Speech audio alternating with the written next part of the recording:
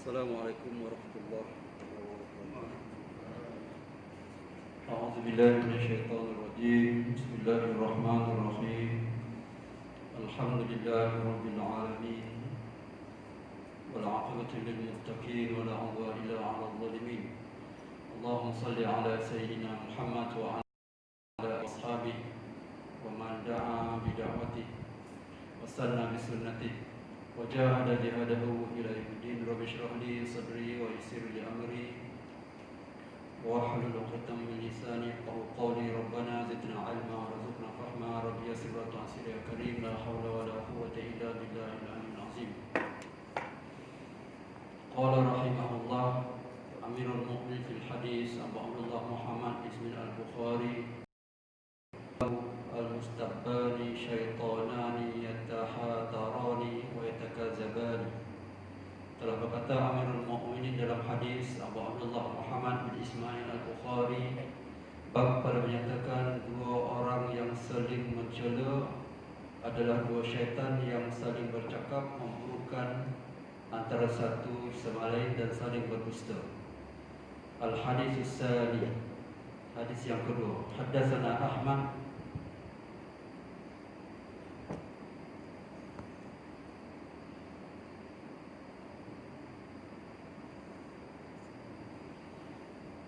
حدثنا أحمد قال حدثنا أبي قال حدثني إبراهيم عن حجاج بن حجاج عن قتادة عن يزيد بن عبد الله عن إياد بن حمار قال قال رسول صلى الله عليه وسلم: إن الله أوحى إلي أن تواضعوا حتى لا يبغي أحد على أحد ولا يفخر أحد على أحد. فقلت يا رسول الله أرأيت لو أن رجلا سبني في الملأ هم أنقص مني فرددت عليه هل علي في ذلك جناح؟ قال المستبان شيطانان يتحاتران ويتكاذبان. Tuan-tuan yang dirahmati Allah Subhanahu wa taala, insyaallah pada malam ini kita sambung perbincangan kita kitab Adab Al-Mufrad. Kita sampai bab yang ke-201. Kita masih lagi dalam tajuk berkenaan dengan dalam konteks tajuk berkenaan al-mu'min ghirrun karim. Itu dia punya kunci dia. Mukmin tu, sifat mukmin tu ghirrun karim. Orang mukmin tu sifatnya ialah orang yang tidak memiliki kedengkian. Orang yang tidak memiliki kedengkian dan keadaan hatinya sesuai dengan lahirnya. Keadaan hatinya sesuai dengan lahirnya. Jadi sifat mukmin itu ialah orang yang tidak memiliki kedengkian dan keadaan hatinya sesuai dengan keadaan lahirnya. Lisan kita mukmin, akidah kita mukmin. Kita semua niat baik. Semua kita punya hati ini memang nak buat baik. Tiba-tiba dia punya perangai tak baik, maka itu tidak termasuk dalam apa yang dimaksudkan sebagai al-mu'min ghirrun karim. Orang mukmin tadi, dia dalam hati dia tu niat baik dan perbuatan dia baik. Itu dikatakan mukmin yang ghirrun karim. Orang yang tidak memiliki kedengkian dan keadaan hatinya sesuai dengan lahirnya. Itu dikatakan mukmin ghirrun karim. Jadi dalam bab ghirrun karim ini Imam Bukhari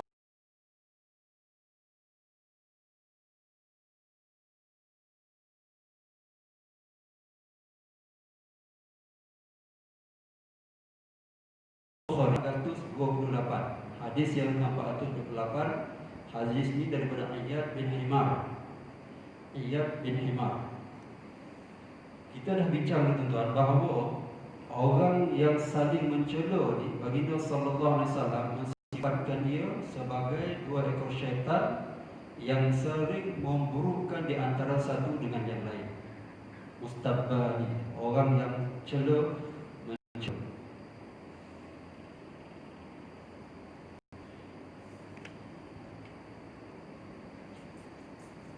Mustabbani itu apa? iaitu cacian atau umpatan yang menjelitkan seseorang. Cacian atau umpatan ataupun ucapan yang menjelitkan seseorang. Di sini hadis Imam Bukhari dia bawa bermacam-macam tajuk. Macam sekolah ni kan. Dia kata mustabani maqala fal awal. Orang yang mencela dosanya orang yang memulakan. Orang yang memulakan. Kemudian dia buat juga berkenaan lepas tu dia buat pula berkenaan dengan orang yang mencela ni syaitan. Jadi Imam Bukhari dia bawa banyak tajuk-tajuk yang bermacam berkenaan dengan mencela ni. Apa tujuannya? Tujuannya ialah dia nak ingatkan kita betapa bahayanya perbuatan mencela yang akan menghilangkan keyakinan seseorang kepada orang yang lain. Di sini bawakan hadis daripada Iyad bin Himar. Iyad bin Himar itu tuan, di antara sahabat baginda sallallahu alaihi wasallam. Dia ni kawan lama.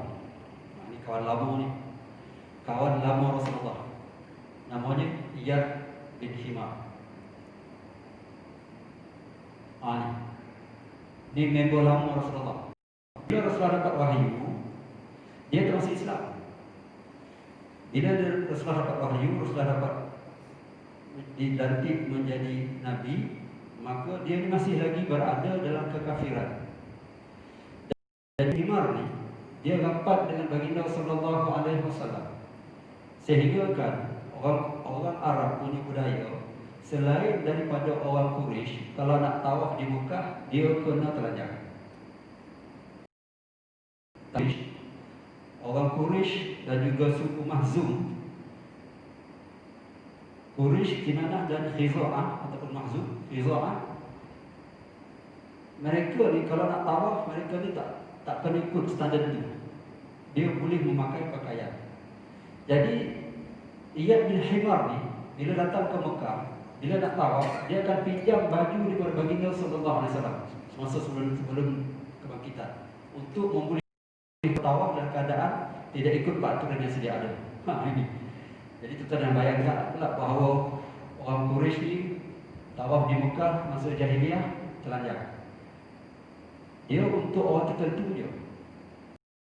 Quraisy khususnya keturunan baginda sallallahu alaihi wasallam, mereka itu memang dihormati. Sehingga kan ada satu istilah untuk mereka tu ataupun orang lain, jadi kalau datang ke Mekah, dia pinjam baju baginda sallallahu alaihi wasallam untuk membolehkan dia bertawaf menggunakan pakaian tersebut. Jadi dia ni rapat dengan baginda sallallahu alaihi wasallam, sahabatnya Iyad bin Himar. Jadi Iyad bin Himar ni kata, qala Rasul sallallahu alaihi wasallam, bersabda baginda sallallahu alaihi wasallam, innallaha, sesungguhnya Allah Taala, auha ilayya an tawadhu. Sesungguhnya Allah Subhanahu wa taala telah mewahyukan kepada aku untuk bersifat tawadhu, rendah diri. Untuk bersifat tawadhu, rendah diri. Rendah diri yang disebutkan baginda sallallahu alaihi wasallam itu, dia bagikan contohnya. Tengok. Hatta la yabghi ahadun ala ahad. Sehinggalah jangan seseorang tadi melampaui, menzalimi seseorang atas seseorang yang lain. La yabghi ahadun. Jangan seseorang tadi melampaui ataupun bersikap melampau ke atas orang lain. Yang ni tuan-tuan, melampau dalam bentuk apa? La yabghi ahadun ala ahad tadi, melampau dalam bentuk perbuatan. Kita menzalimi seseorang dalam bentuk perbuatan. La yabghi ahadun maksudnya buruk tadi, melampaui tadi. Di sini maksudnya ialah kita menzalimi daripada sudut perbuatan, tak boleh. Yang kedua, wala yafkharu ahadun 'alal ahad, dan janganlah berbangga seseorang atas seseorang yang lain. Yafkharu maksud ke situ ialah kita berbangga. Di sini melampaui ataupun kita menzalimi dalam bentuk kata-kata. Yang tadi dalam bentuk perbuatan. Itu terutama orang berkuasa lah. Tapi yang tidak ada kuasa apa-apa ni, maka la yafkhar, jangan kita berbangga seseorang atas seseorang yang lain. Kemudian Iyad ini bertanya kepada baginda sallallahu alaihi wasallam. Qultu ya Rasulullah, ara'aita law anna rajula sabbani fil mala'i hum aqsu minni. Iyad tanya pula kepada Rasulullah, ya kawan lama kan. Kawan lama ni kita terbukalah kita nak tanya. Dia pun tanya. Dia kata, wahai Rasulullah, apa pandangan kau? Sekiranya seorang lelaki sabbani, dia mencela aku fi mala'i, pada tempat awam. Dia mencela di tempat orang ramai. Nak macam mana? Cela tempat orang ramai. Ramai macam mana? Hum anqusu minni, sedangkan mereka itu lebih rendah daripada aku. Di sudut umurnya, di sudut ilmunya, dia lebih macam tak ada apa-apa lah. Pun belum semangkuk pinang, kata orang kan, darah pun belum semangkuk pinang, tapi dah cakap kau je dah. Orang kurung kepala pun lembut lagi, dah cakap macam-macam. Jadi orang macam ni, kalau dia cela, kata Iyad bin Himar pada baginda sallallahu alaihi wasallam, faradatu alaihi, aku balas celaannya tadi. Hal alayya fi zalikal junah, adakah perbuatan itu bila aku balas ianya menjadi dosa kepada aku? Cuba kita tengok tuan-tuan jawapan baginda sallallahu alaihi wasallam. Rasulullah kata tidak. Kenapa Rasulullah kata tidak? Dia kembali balik pada hadis yang kita bincang tadi, iaitu al-mustabani ma khalafa al-awwal.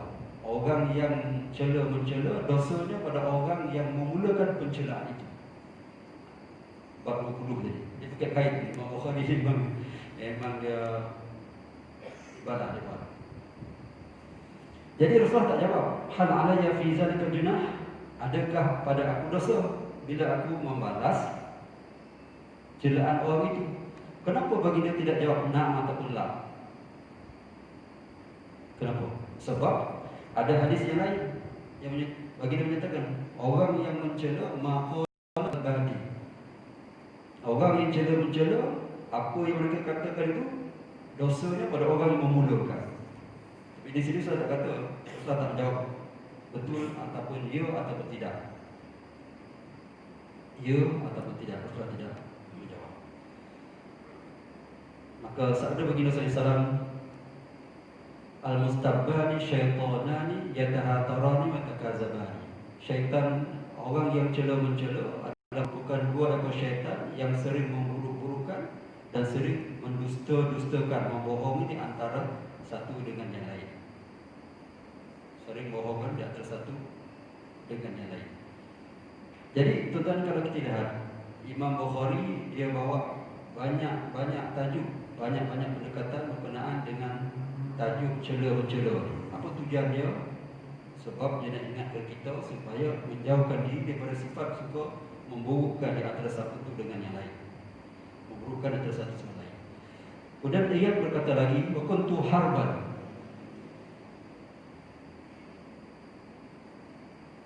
Dia berkata lagi, wa kuntu harban li Rasul sallallahu alaihi wasallam. Aku ni pernah, dia kata, aku ni asalnya adalah seorang kafir. Harban, memerangi baginda sallallahu alaihi wasallam. Fa ahdaitu ilaihi naqa. Aku memerangi Rasulullah, tapi lepas tu aku hadiahkan kepada dia unta. Jadi apa sebab dia ni dah dia pewagang Rasulullah, lepas tu boleh pula hadiahkan unta. Kembali pada awal tadi. Kerana apa? Kerana Iyad ni sahabat karib baginda sallallahu alaihi wasallam. Jadi sahabat macam tu tuan kita bayangkan, dah jadi musuh pun, dan pernah join kumpulan nak perangi Rasulullah, masih lagi sayang pada Rasulullah, dan masih lagi bagi unta. Unta ni kalau kita Mercedes lah, ada orang yang Mercedes kita, ada orang kan. Roti je lah, kalau masuk camp lain dengan kawan-kawan. Dulu je kawan, sekarang tak ada. Dulu kawan,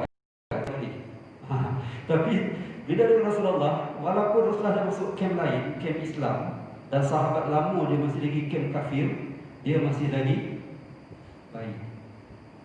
Sehingga kan sahabat tadi menghadiahkan aku menghadiahkan pada baginda sallallahu alaihi wasallam untuk aku hadiahkan kepada baginda SAW untuk qabla an uslim, sebelum aku masuk Islam.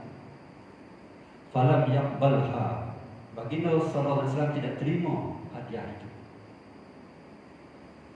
Baginda SAW tidak terima hadiah itu. Apa tujuan Rasulullah tak terima? Tujuannya ialah supaya si Iyad ni masuk Islam. Kenapa Rasulullah buat macam ni? Sebab dia kenal Iyad ni rapat dengan dia.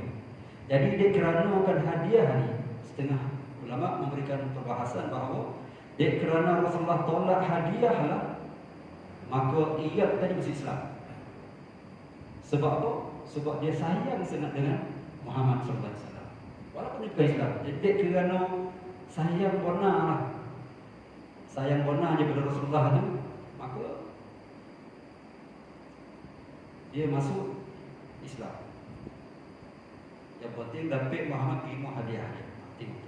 Ini nak mengabarkan satu keadaan yang betapa kawan lama Rasulullah ni apa Rasulullah. Dia masa sebelum Islam, Rasulullah jaga dia.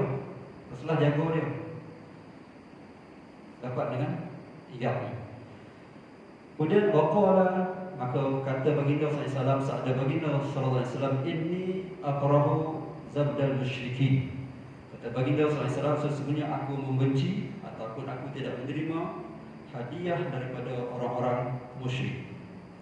Hadiah daripada orang-orang musyrik.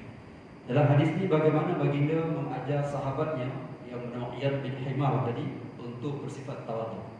Man tawadhu'a lillahi rafa'ahu. Sesiapa yang tawadhu merendahkan diri kerana Allah Subhanahu wa taala, maka Allah akan mengangkat derajatnya. Man tawadhu'a lillahi rafa'ahu Allah. Sesiapa yang tawadhu merendah diri untuk Allah Subhanahu wa taala, maka Allah akan mengangkat derajat dia pada sisi Allah Subhanahu wa taala. Jadi ia pun masuk Islam. Di sini tuan-tuan Imam Bukhari yang cerita pada kita berkenaan dengan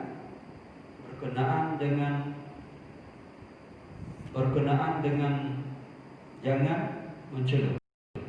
Jangan mencela. Bila ia tanya, hal zalika junah, adakah ada dosa tadi? Dosa tak jawab. Kenapa? Sebab di sana ada hadis yang lain yang kita bincang tadi, orang yang mencela dibalik, maka hakikatnya orang yang membalik itu tak ada dosa. Tapi bila tanya Rasulullah, Rasulullah tak jawab. Rasulullah tu katakan orang yang mencela, maka dia merupakan dua syaitan yang sering berdusta. Jadi hakikatnya tu Imam Bukhari kita cantik di bawah kan. Dalam bab 20 ni boleh lawan. Lepas itu bab 201 ni, bab 200 ni boleh lawan. Bab 201 ni siapa lawan? Macam syaitan. Jadi dia kebijaksanaan Imam Bukhari, dia susun kitab dia. Kalau tidak, bila kita baca tu kita tak rasa tertokan. Semua tak boleh. Yalah aku dah bagi warna. Boleh lah. Tapi kalau boleh, janganlah lawan. Macam itulah. Jangan kita membagan mau jadi imam, patang orang bohong sikit melawan. Bukan dia pelanggar. Hak dia melawan selagi mana dia tak melampaui batas dia. Jadi akhirnya kita dapat hidup dalam keadaan ada kiri, ada kanan. Dapat kita imbangkan. Paling baiknya ialah kita memaafkan. Ini tentang kehebatan Syekh Imam Bukhari. Wallahu a'lam. Qala rahimahullah, telah berkata rahimahullah,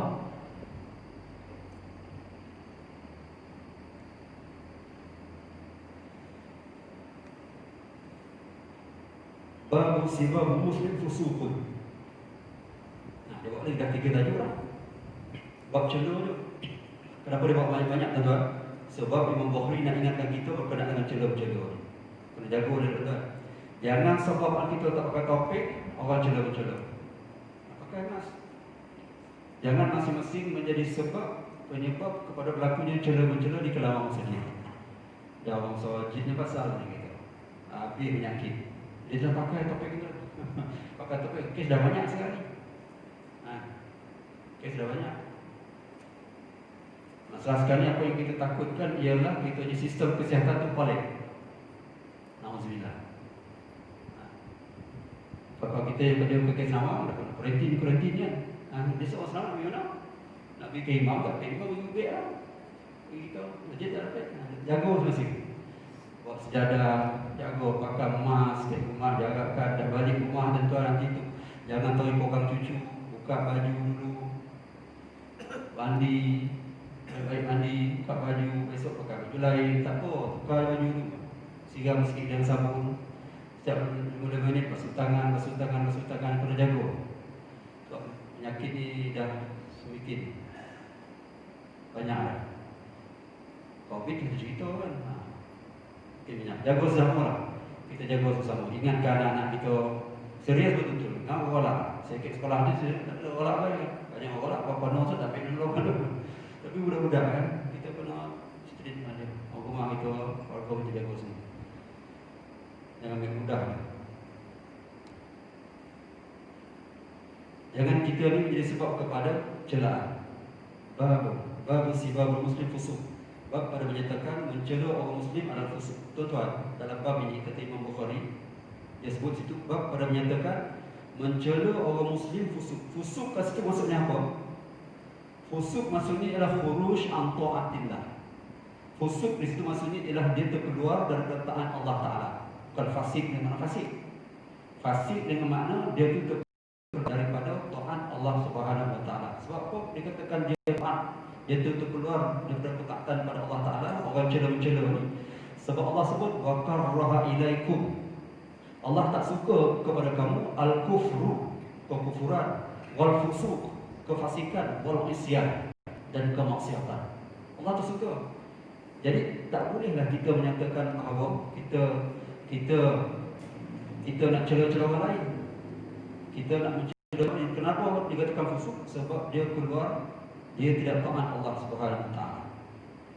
Sebab Allah kata dalam surah Al-Qadr, wala talmizu anfusakum wala tanabazu bil alqab. Kamu jangan cela-cela dengan kamu panggil dengan lafaz-lafaz tertentu. Tiba-tiba dia cela orang, maka dia termasuk di dalam fusuq, fasik. Kenapa? Fasik kerana khuruj an taatillah. Fasik kerana dia keluar dari taat pada Allah Subhanahu Wa Taala. Dia mulut. Agama kita dia ada 3 peringkat. Pertama kufur, yang kedua fasik, yang ketiga isyan. Wa karraha ilaikum, Allah tak suka kepada kamu al-kufr, kafir. Yang kedua wal fusuq, fasik, wal isyan. Apa beza tiga-tiga ni? Yang kafir itu jelas dah clear dan keluar daripada agama Islam. Fusuq ni ialah orang yang melakukan kabair. Orang yang melakukan dosa-dosa besar, zina dan dosa-dosa besar yang lain. Tidak lakukan taubat ataupun lakukan dosa-dosa yang akan dikenakan hudud. Itu dikatakan fusuq. Ataupun lakukan dosa-dosa besar. Isyan ni ialah saghair, dosa-dosa kecil. Dosa-dosa kecil ni akan dapat dihapuskan dengan amalan-amalan soleh yang kita lakukan. Jadi sebab itu tuan-tuan, kita beramal soleh ni sebenarnya bukan jaminan masuk syurga pun. Tuan-tuan yang berasakan. Dan insya-Allah ya Allah masuk syurga. Kita beramal soleh ni sebenarnya untuk menghapuskan dosa je.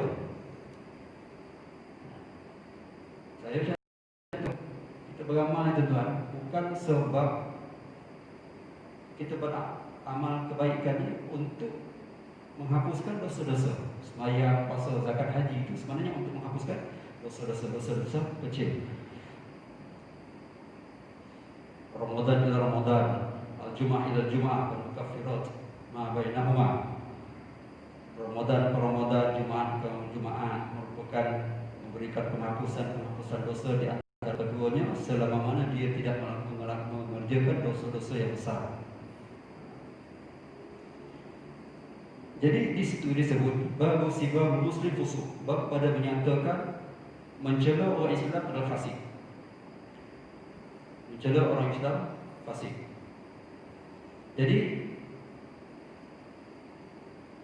di sini kita lihat Imam Bukhari dia bawakan hadis daripada Ibrahim bin Musa, akhbarani Yahya bin Zakaria bin Abi Zaid, daripada Zakaria daripada Abi Ishaq, daripada Muhammad bin Sa'ad bin Malik daripada Nabi sallallahu alaihi wasallam, Sibabul muslim fusuq. Orang muslim adalah fasik. Sibab tadi apa tuan? Itu kita menuduh dia, memalukan dia, ataupun kita menjatuhkan dia dalam percakapan kita, itu merupakan sibab. Dan sibab muslim tadi merupakan satu kefasikan. Fasik tadi maksudnya ialah keluar daripada taat kepada Allah Subhanahu Wa Taala. Kerana apa? Kerana dia telah tidak mengikut arahan Allah Taala. Tidak terikut arahan Allah Taala. Allah suruh jangan label dengan yang tak elok, tiba-tiba dia buat. Maka bila dia buat, dia di kalangan fusuk, fasik.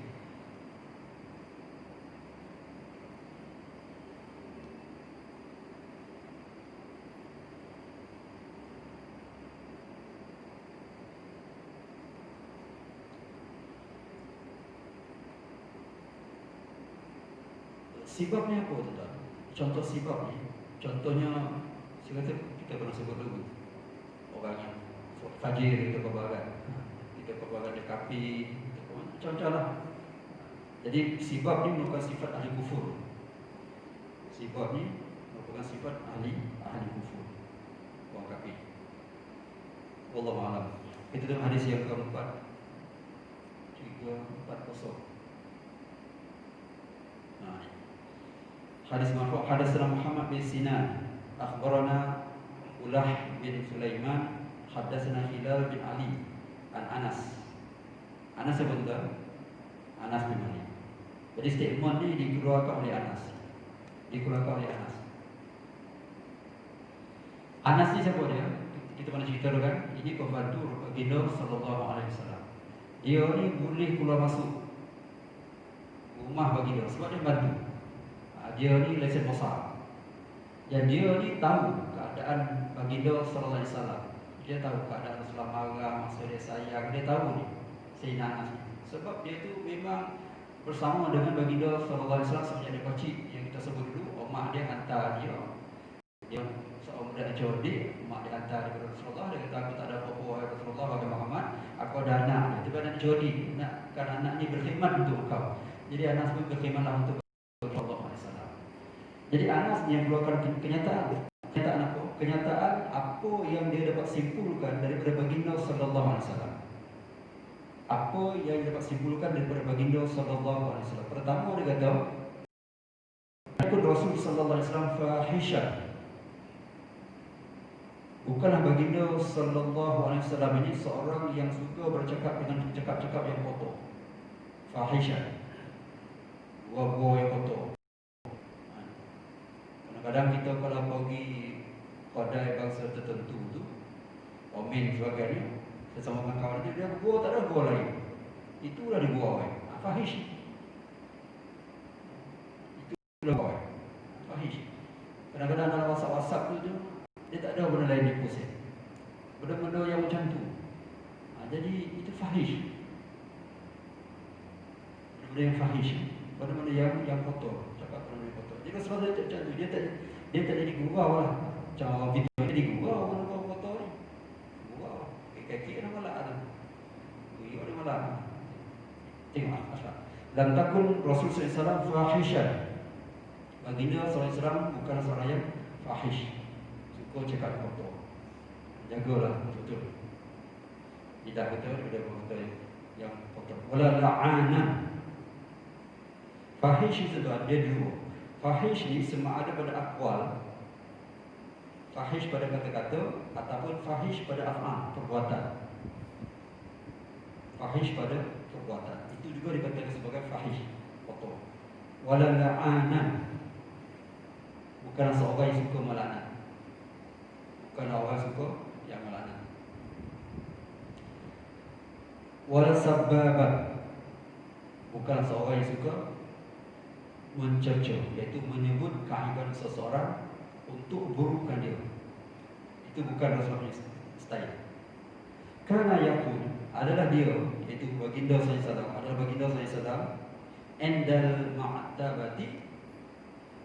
ma'tabati ketika dia marah Ataupun maktabah ni, kalau kita nak khabar dia bukan ghadab, macam kecewa lah. Tengok je Allah rasa dibuna, tengok kau ni. Jadi kalau Rasulullah tengok macam tu, dia kata malam taribat jabi. Sama cepat dia. Malam taribat jabi. Apa dia ni? Muka dahinya berlumur dengan tanah. Taribat jabi Nuh tadi ialah istilah yang digunakan oleh orang Arab apabila nak menyatakan kekecewaannya pada seseorang. Taribat tu bertanah dahi kau. Maksudnya bertanah dahi kau ni ada dua keadaan. Sama ada doa supaya dia tu sujud pada Allah Subhanahu Wa Taala. Tapi dia macam menyatakan kena tanah dahi kau.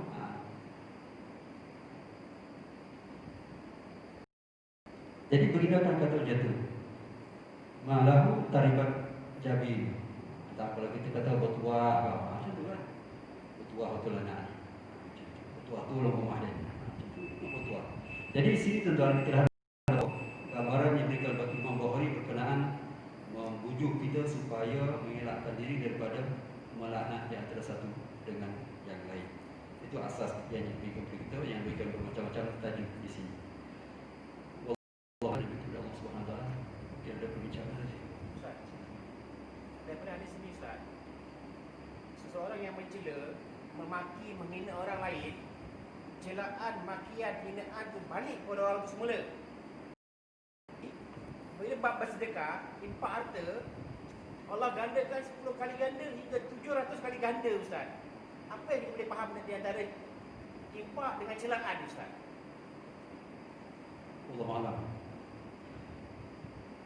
Infak dengan celaan, soalannya dia dua benda yang berbeza kan. Kalau kita lihat dia macam ni ya. Dia sama je kaedah dia. Setiap kebaikan yang kita buat dia akan tumbuh, dan setiap kejahatan yang kita buat dia akan tumbuh. Setiap kejahatan yang dibuat dia akan tinggalkan kesannya. Setiap kebaikan yang dibuat dia akan meninggalkan kesannya.